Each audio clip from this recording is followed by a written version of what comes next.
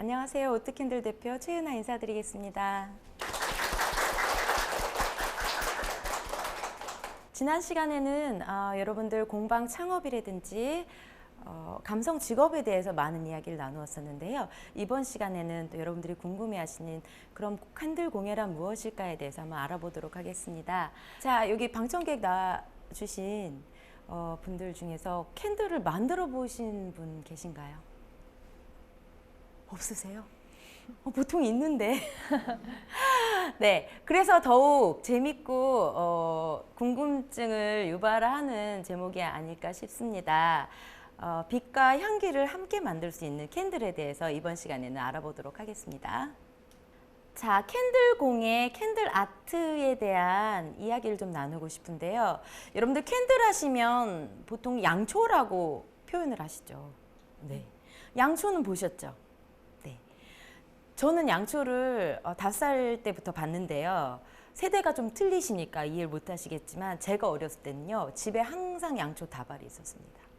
늘 정전이 됐었고 저희 동네가 못 사는 동네가 아니었는데도 항상 정전이 됐었고요. 그때마다 부모님들이 찾아서 켜주셨던 게 그 하얀 양초였던 것 같습니다. 양초로 많이 이해를 하고 계신데요. 양초 공예라고 할 수 있죠. 그래서 캔들 아트에 대해서 한번 짚어보도록 하겠습니다. 캔들 크래프트라고 하죠. 천연 왁스 또는 인공 왁스에 향과 색을 넣어서 여러 가지 모양, 형태로 만들어서 공예를 발전시키는 분야를 이야기합니다. 국내 캔들 공예가 다른 나라에 비해서 많이 발전되어 있어요. 원래 캔들 공예가 유명한 나라가 어디일까요? 아세요? 모르시죠? 캔들 안 만들어 보신 분들한테 제가 너무 어려운 질문을 했죠. 캔들이 가장 활성화되어 있고 캔들 공예가 유명한 나라는 유럽의 이제 불가리아, 그 다음에 아시아에서는 일본이 엄청나게 발전이 많이 돼 있죠. 그런데 요즘 코리아 캔들이라는 말이 생겨날 정도로 코리아 캔들 작가들이 어마어마하게 디자인들을 많이 뽑아내고 있습니다. 그래서 실제로 해외에서도 많이 오고요. 그러면서 국내 캔들 공예는요. 양초에만 국한된 것이 아니라 왁스로 제작된 캔들 이외에 석고 방향제라든지 디퓨저 영역이 점점 확대되어 가고 있습니다. 그럼 이번에는 캔들의 역사에 대해서 한번 알아보도록 하겠습니다. 캔들의 용도가 최초의 용도가 뭐였을까요? 불쾌. 그죠. 라이팅이에요. 조명. 예전에 장작에 나무에다가 불을 붙여서 빛을 내면 금세 다 타버리잖아요. 그래서 고대서부터 사용했던 것이 캔들입니다. 양초는 역사상 여러 곳에서 독자적으로 개발이 되었었고요. 처음 시작한 것은 기원전 500년에 로마에서 시작되었습니다. 저희가 알고 있는 진나라에서도 캔들을 만들기 시작했었고요. 인도에서는 계피를 원료로 캔들을 제작했다고 합니다. 유럽에서는 이제 올리브 오일을 개발하면서 올리브 오일을 가지고 캔들을 만들기 시작했고요. 고대에는 주로 텔로우와 밀랍을 원료로 많이 사용했는데요. 텔로우가 뭔지 모르시죠? 텔로우는 뭐냐면 소고기와 양고기의 지방 덩어리예요. 지방이 온도가 높아지면 굳죠. 네, 그걸 가지고 양초를 제작했습니다. 밀랍은 아시는 분들 되게 많으실 거예요. 벌집 추출물로 만든 왁스를 이야기해서 저희 밀랍 인형도 있죠. 네, 그것도 같은 재료입니다. 그렇게 사용하기 시작했고요. 최근 수세기에는 정제 동물성 지방이나 파라핀을 원료로 사용해서 많이 만들었습니다. 자, 이런 양초 캔들이 진화하기 시작했는데요. 로마 제국이 붕괴되면서 무역 혼란으로 인해서 유럽 전역에서 가장 보편적인 원료를 사용해서 캔들을 만들기 시작했는데 그것이 올리브 오일이었죠. 저희는 식용으로도 많이 쓰죠. 네. 중세시대 이후에는 유럽 전역에서 널리 알려지고 판매상이 생기기도 했습니다. 그 당시에는 양초만한 라이팅이 없었을 거라고 예상합니다. 왜냐하면 아직 형광등이나 램프가 발견되기 전이기 때문에요.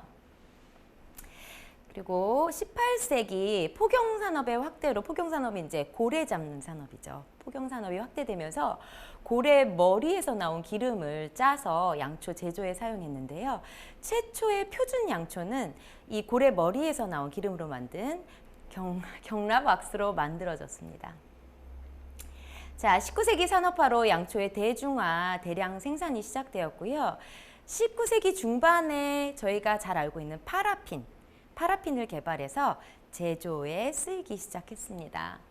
촛불 제조 발견에도 불구하고요. 촛불 산업은 계속 쇠퇴되기 시작했는데요. 왜였을까요? 램프의 발견, 정부의 발견으로 더 이상 캔들이 설 자리가 없었던 거죠. 그렇지만 캔들 공예는 이 시점에 들어서면서 예술성 있게 발전되기 시작했습니다. 그 전까지는 빛을 내기 위한 도구였다면 그 이후에는 심미적인 것을 가미해서 예술품으로 발전이 되기 시작했습니다. 자, 캔들의 종류에 대해서 한번 알아보도록 하겠습니다. 여기서 나는 이거 본 적 있다, 난 저건 알겠다 하는 캔들이 있나요? 컨테이너 티라이트. 네, 컨테이너 티라이트는 많이들 보시죠. 선물 받게 되면 거의 컨테이너 이제 티라이트 캔들이죠. 캔들 종류가 정말 많습니다. 근데 우리나라에서 국내에서 보통 유통되거나 판매가 많이 이루어지는 것들이 이제 컨테이너와 티라이트 캔들이죠. 컨테이너는 말 그대로 컨테이너 안에 들어가 있는 캔들을 이야기합니다. 그래서 따로 촛대나 받침대가 필요 없어서 제일 많이 판매로 이어지기도 하고요. 쉽게 접할 수 있는 캔들이죠. 티라이트 캔들은 아마 많이들 보셨을 거예요. 인테리어 소품 가게 가면 요만한 조그만 캔들들 이렇게 막 왕창씩 팔죠. 캔들 홀더에 넣고 하나씩 태우실 수 있는 캔들을 티라이트 캔들이라고 합니다. 다음은 필라 캔들이 있는데요. 해외에서는 사실 필라 캔들의 수요가 더 많습니다. 혼자 서 있는 캔들을 필라 캔들이라고 합니다. 그래서 외국에서는 파티도 많고 집에 초대하는 이벤트가 많아서 촛대들을 다 집에 가지고 있죠. 근데 우리나라는 아직 촛대 문화가 익숙하지 않아서 뭐 가정에서 있는 집들은 많이 못 보겠지만 필라 캔들이 있다면 이제 촛대라든지 받침대를 이용해서 네, 연소시키실 수 있습니다. 그다음에 플로팅 캔들이 있는데요. 플로팅 캔들은 가끔 외국 영화에서 보실 수 있을 것 같아요. 그리고 웨딩 장소에서 파티할 때 왜 이렇게 큰 물이나 네, 큰 컨테이너 안에 초를 띄워놔요. 물 위에. 예. 그래서 파티의 분위기를 좀 업시키는 캔들입니다. 그리고 마지막으로 테이퍼 캔들이 있는데요. 테이퍼 캔들은 제가 어렸을 때 봤던 그 캔들이었어요. 사모한 양초. 브랜드 네임이 나와도 되는지 모르겠지만, 그래서 하얀 파라핀 양초로 집마다 이렇게 상자에 보시면요, 이렇게 불이 이렇게 나가는 파란색, 빨간색. 모르시는 거 보니까 여기 세대가 틀린가 봐요. 네, 저희 세대는 다 알고 있어요. 그래서 그 양초는 이제 전통 방식으로 만든 테이퍼 캔들이 전통 방식으로 만들어지는데요. 저희 70년대, 80년대 많이 썼던 양초들은 그 전통 방식을 공장으로 옮겨와서 공장에서 담갔다 뺐다를 반복하면서 캔들로 제작되고 있습니다. 그래서 아직도 외국에선 테이퍼 캔들이 많이들 사용하고 계시죠. 캔들 종류는 네, 요 정도 있습니다. 자, 그다음에 캔들 분야의 확대 영역에 대해서 한번 살펴볼게요. 요즘은요, 캔들보다 오히려 캔들 분야에서 나온 확대 영역에 더 관심 있는 분들이 많으세요. 여러분들이 생각하시는 캔들이라고 하면 양초만 생각하시는데 석고방향제는 좀 많이 들어보셨죠? 젊은 분들이 막 너무 좋아하시죠. 그 캐릭터. 예. 앞에 저 사진은요, 저희 제자 선생님이 이번에 플리마켓 나가서 대박을 내셨다는 사진이에요. 저는 저 캐릭터도 몰랐었어요. 지방이라는 캐릭터가 있나요? 네, 있어요. 이름이 왜 지방이어서 지방이라고 네. 하더라고요. 그래서 그 지방이를 모티브로 한 석고방향제고요. 디퓨저는 이제 많이들 보실 수 있죠. 공공기관이라든지 호텔이라든지 병원에 가도 요즘은 디퓨저를 많이들 놓으시더라고요. 저도 디퓨저가 떨어지면 집에 그 생필품 중에 떨어지면 제일 불안한 게 디퓨저예요. 이 향이라는 게 사람을 굉장히 인지를 계속 시키게 만들어서요. 그 향이 더 이상 나지 않으면 뭔가 큰 변화가 일어날 것 같고 예, 불안해지기 시작하더라고요. 자, 그다음에 실리콘 몰드는요. 보통 뭐 초콜릿이나 쿠킹 쪽에서도 많이 쓰기 시작하시고요. 저희 석고방향제라든지 저렇게 틀 보이시죠? 실리콘으로 만든 틀을 이야기합니다. 그래서 캔들 영역에서도 실리콘 몰드를 이용해서 제작하시는 분들도 계시고요. 실리콘 몰드를 직접 제작하셔서 판매하는 분들도 계십니다. 그 다음에 우리 여자들이 굉장히 좋아하는 아로마 테라피가 있죠. 네, 향기, 약초, 요법이라고 해서 아주 고대, 아마 제가 알기로는 캔들의 역사보다 더 길었던 걸로 알고 있습니다. 그래서 허브 식물에서 추출한 향과 약초로 저희가 이제 테라피를 하는 거죠. 치료 목적. 네. 의약품은 아니지만 어느 정도 스트레스 다운을 한다든지 불면증 해소, 또 뭐 피로 회복 이런 쪽에 저희 아로마 테라피로도 많이 연결되어서 확대된 영역으로 활동하실 수 있습니다. 자, 캔들 공예의 심미적인 디자인 요소와 향 스타일이 만나서 다양하고 실용적인 분야로 각광을 받고 있습니다. 저는 향 스타일링이라는 얘기를 굉장히 좋아해요. 왠지 좀 감각적이고 있어 보이고요. 그리고 향 디자인을 한다는 것 자체가 여러분들은 그냥 좋은 향, 좋다, 프레시하다 이렇게 느끼시지만 향을 직접 디자인하시는 분들은요, 향의 퍼지는 속도와 향의 종류까지도 다 숙지하고 있어서요, 여러분들이 그냥 맡으신 향이 아니라 이 향이 처음에 났을 때는 어떤 느낌으로 향이 진행이 돼서 마지막에 잔향은 어떤 게 나고 시간은 어느 정도 걸리고 이런 것까지 다 계산을 하시거든요. 조향사라는 직업도 아시죠? 네. 향 스타일링이라는 단어를 굉장히 제가 좋아하는데요.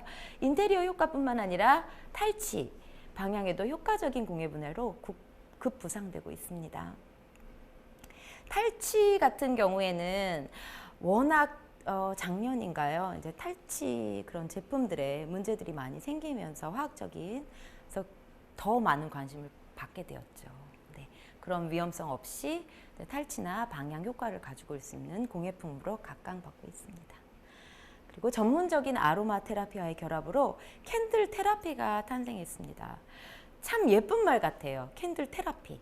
캔들로서 요법을 전하는 거죠. 그래서 캔들 테라피라는 용어가 생기기도 했죠. 미적 요소와 대중적인 니즈의 결합으로 공예 분야의 블루 오션이라고 할 수 있습니다.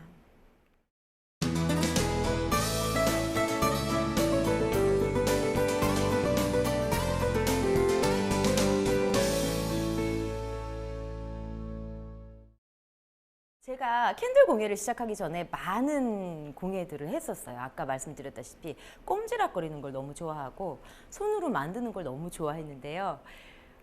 솔직하게 말씀드리면요, 캔들을 바로 결정하고 시작하게 된 이유 중에 하나는요, 굉장히 실용적이에요. 다른 공예와 틀리게 만들면 바로 팔 수도 있고요, 만들면 바로 쓸 수도 있고요. 이런 공예 분야가 그렇게 많지는 않아요. 근데 캔들 쪽이 그래서 나 이걸 하면 여러모로 쓸모가 많겠구나라고 생각을 했었죠. 자, 다양한 캔들 디자인에 대해서 좀 보여드리고 싶은데요. 사실 제 작품들이에요. 저희 공방에서 선생님들이 작업해 주신 작품들이고요. 여러분들이 보실 수 있는 캔들의 좀 범위를 벗어나게 보여드리고 싶었어요. 보통 컨테이너라든지 판매되는 온라인상에 이런 캔들들을 많이 보셨었는데, 저희 실제로 공방에서 작업하고 있는 캔들들은 조금 여러분들이 생각하시는 것보다는 좀 다양하고 재료도 못 보시던 캔들들이 많습니다. 그래서 플라워를 많이 이용하기도 하고요. 캔들을 배우시는 분들 중에 그래서 플라워 전공하시는 분들이 많으세요. 플라워와 결합해가지고 작품 만들기 굉장히 좋고요. 저렇게 천연 소재로 자작나무 껍질이라든지 오렌지 껍질 같은 거 이용해서 캔들을 만들기도 하고요. 그 다음에 보시는 작품은 이제 캔들 홀더죠. 아까 말씀드렸던 티라이트 캔들을 넣는 홀더를 제작하기도 합니다.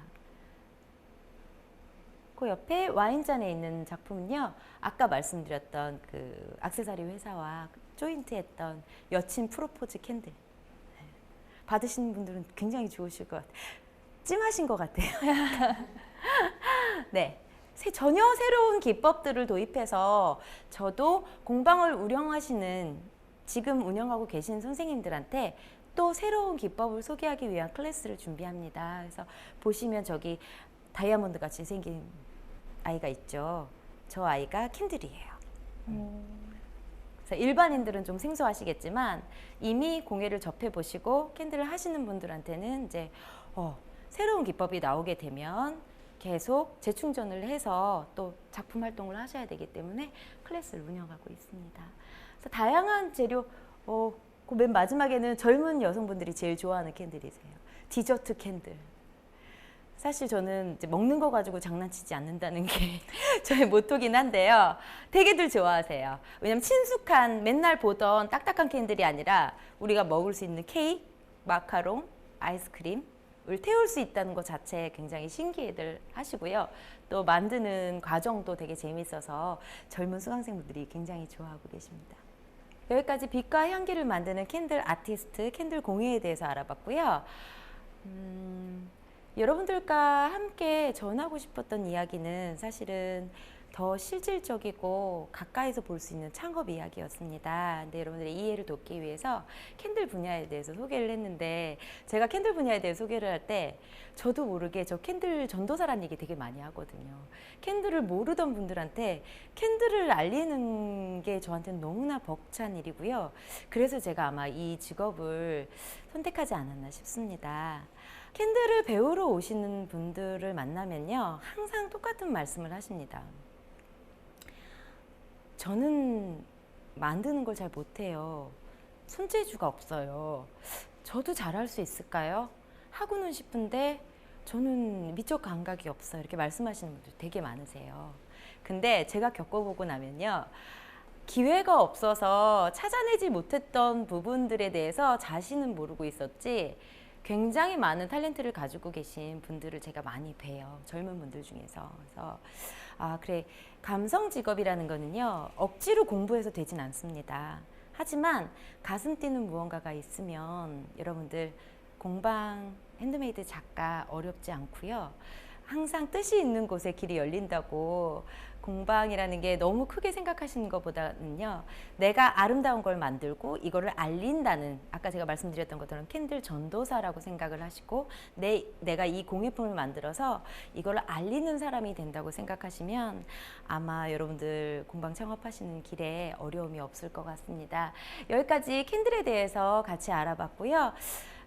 공방 창업을 하실 계획이 있으신 분들한테는 정말 도움이 많이 되는 강연이었으면 좋겠습니다. 감사합니다.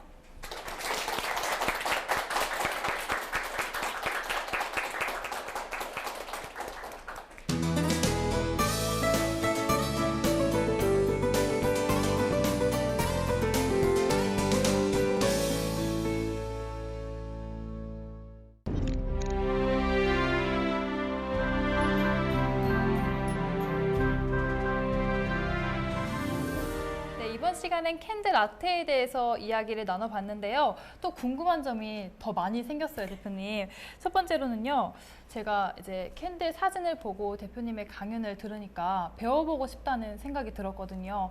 그럼 공방에서 수업을 받게 되면은 혹시 커리큘럼이 있나요? 네, 커리큘럼 공방 수업은 보통 한 3-4가지 정도로 나누어져 있고요. 네. 공방마다 진행하는 클래스들은 종류는 다 틀립니다. 근데 저희 공방 같은 경우에는 취미로 배우시는, 캔들을 모르시던 분들한테 캔들을 알리는 클래스가 있고요. 네. 자격증반이라고 해서 창업을 염두에 두고 아니면 저처럼 취미로 시작했지만 뭔가 전문적으로 배우고 싶은 분들한테 추천드리는 전문가반이 있고요. 네, 그리고 아까 말씀드렸던 이제 이미 기존의 공방을 운영하시는 분들이 더 업그레이드된 기법이나 디자인을 배우고 싶을 때 배워가실 수 있는 또 스페셜 클래스가 준비되어 있고요. 커리큘럼은 각자 다 짜여져 있습니다.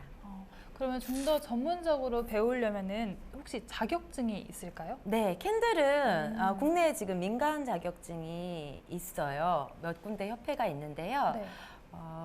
그 민간 자격증을 따기 위해서는 저와 함께 이제 공방 스님과 함께 일정의 작품을 요구하는 작품을 하시고요. 그걸 포트폴리오로 제출하시면 이제 협회에서 심사를 해서 자격증을 발급하고 있고요.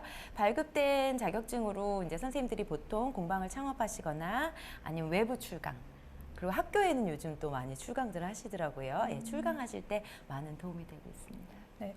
그럼 대표님, 제가 이게 사진을 봤는데 아까도 말씀드렸지만 너무 예쁜 디자인이 많았어요. 뭐 티라이트 캔들도 있고, 아까 그 어떤 캔들이라고 하셨죠? 네, 필라. 네, 필라 캔들도 되게 눈여겨봤는데요. 혹시 디자인을 만드실 때 어떤 감명을 받으셔서 하시는 건가요? 아, 주로 그렇긴 한데 저한테 항상 아이디어 수첩이 있어요. 머리맡에 두고 자는데요. 자다가 생각날 때가 있어요. 뭔가 꿈을 꾸다가도 생각나는 게 있고요. 특별히 제가 디자인을 위해서 디자인 공부를 따로 하지는 않고요. 일상생활에서 굉장히 많이 찾는 것 같아요. TV를 보다가도, 드라마를 보다가도 저 분위기에서 이런 캔들 하면 너무 예쁘겠다. 저 남주, 저 여주랑 어울리는 캔들은 이런 거겠다. 이런 영감을 받기도 하고요. 네. 잡지나 쇼핑을 하다가도 영감을 받습니다. 그래서 돌아다니다가 제가 원하는 컬러, 아, 저 컬러 조합이 정말 예쁘구나 하면 반드시 노트했다가 작품에 적용하기도 합니다. 그 노트가 되게 두꺼울 것 같아요. 그쵸? 제가요, 물건을 굉장히 잘 잊어버려서 노트가 맨날 바뀌어요.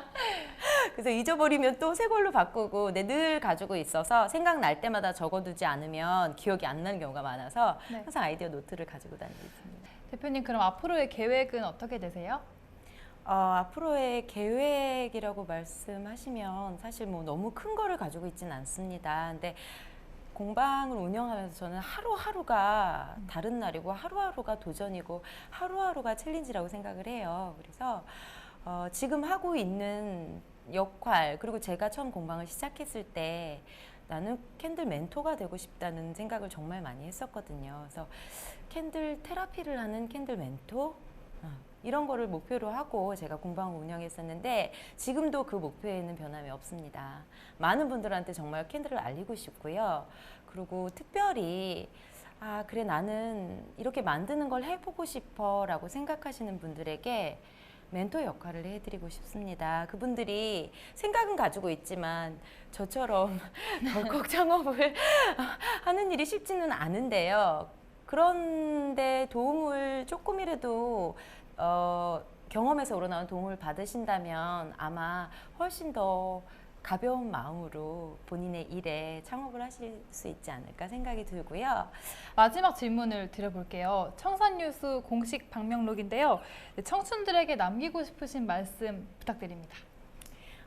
이거 사실 제가 독창적인 말을 남겨야 되는데요. 제가 주변에서도 이제 저보다 이제 나이가 어린 친구들이나 이제 제자들이 오면 항상 하는 얘기가 있어요. 그 고 정주영 회장님이 말씀하셨던 해보기나 해봤어? 라는 말을 저는 굉장히 좋아해요. 그래서 제가 뭔가에 새로운 도전을 하고 싶은데 약간 움찔될 때가 있어요. 지금 이거 했다가 또 괜히 잘못되는 거 아니야? 이런 마음이 들 때 항상 그 글귀를 생각을 하고 그분의 책을 다시 읽거든요. 해보기나 해봐서란 말은 굉장히 짧은 말 같지만 저는 제 인생에 어떻게 보면 원동력이 됐던 이야기 같아요. 해보지 않고 후회한다는 거는 너무 슬프지 않나요? 해볼까 말까라는 생각으로 시간이 흘러가는 것보다 큰 손해가 나지 않는다면, 내가 정말 생사의 기로에 놓이지 않는 일이라면 저는 무조건 저지르라고 얘기를 합니다. 그래서 주변에 계신 분들이 가끔 저보다 이제 나이 어린 후배들이 그런 얘기를 하세요. 제가 전화 통화를 하거나 그러면 나 이번에 이거 해볼 거다? 그러면 언니는 또 하고 싶은 게 또 생겼어? 라고 말을 하세요. 또 해보게? 그거 만약에 안 되면 어떡하려고? 안 되면 어쩔 수 없지. 안 되면 접을 거야 라고 얘기를 하는 게 저한테는 새로운 것을 해보는 거에 대한 두려움보다 이걸 안 해서 후회되는 게 더 두려운 일이거든요. 그래서 여러분들한테 제가 아까도 말씀드렸지만 제가 10년만 젊었으면 20년만 젊었으면 아마 더 많이 사고를 쳤을 것 같아요.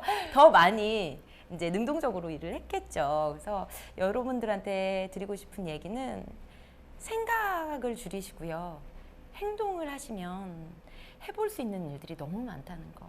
그리고 주변에서 요즘 경기가 이래, 창업은 힘들어, 뭐 망하는, 연일 뉴스에서 나오죠. 뭐 치킨집 몇 프로가 닫고 이런 되게 움츠러드는 기사들 속에서 저는 그렇게 생각합니다. 노력을 해서 결과가 배반하지 않는다는 걸 알기 때문에 예, 여러분들이 일단 행동하고 그 다음에 그게 부족하다면 2배, 3배, 10배까지 노력을 한다면 절대로 결과는 배반하지 않는다고 생각합니다. 네, 대표님 소중한 말씀 너무 감사드립니다. 네, 대표님께서 말씀해 주신 것처럼 정말 그냥 생각을 했으면 바로 실행에 옮기고 만약에 실수를 하더라도 결과를 계속 노력하다 보면 좋은 결과가 나타나니까요. 여러분들도 생각하신 거, 계획하신 거 꼭 이루셨으면 좋겠습니다. 하나의 취미를 넘어서서 전문성과 경제성을 두루 갖춘 공예 산업의 진면모를 볼 수 있었던 아주 정말 유익한 시간이었던 것 같습니다. 멈춰있던 마음과 생각이 흐르는 청산 뉴스, 오늘은 여기까지입니다. 감사합니다.